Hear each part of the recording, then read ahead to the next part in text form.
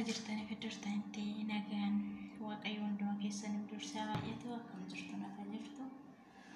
Har'a viidiyoo wayii isin qabadhee dhiyaadhee viidiyichisi warroonni mataan keessan caccabu yeroo baay'ee warroonni mataan keessan caccabeetu isin dhibu jechuudha. Dursa isa kana dibadhaa. Inni kun jeera jedhamu jechuudha. Erga kana dibattanii daqiiqaa tokko walakkaa yookaan sadii olillee tursiisuu dandeessanii eegasii booda immoo daqiiqaa tokko walakkaa booda haga tursiistanii shaampoo kanaan ofirraa dhiqxan jechuudha.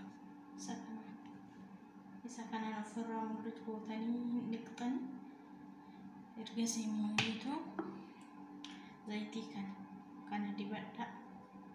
Yoo mataa caccabuu moosiyyu tokko sinirraa yaa'u wantoota akkasii baay'ee tokko hin mul'ullee waan nu jechuu baatu hin irrasaa garuu haga tokko jechuudha.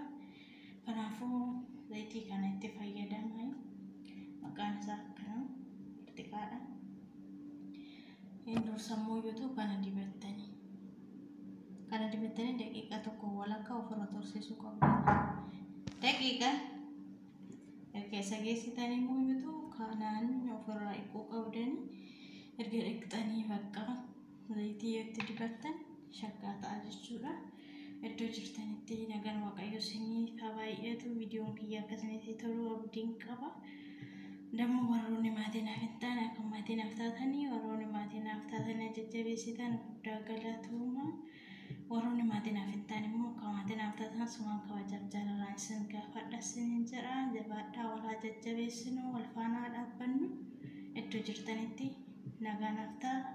Akka viidiyoo biraatti walitti deebinutti oolmaan iddoo jirtanitti nagaan waaqayyo hunduma keessaniif haa baay'atu. Wal faanaa taanu yeroo kamiyyuu walaa jajjabeessinu.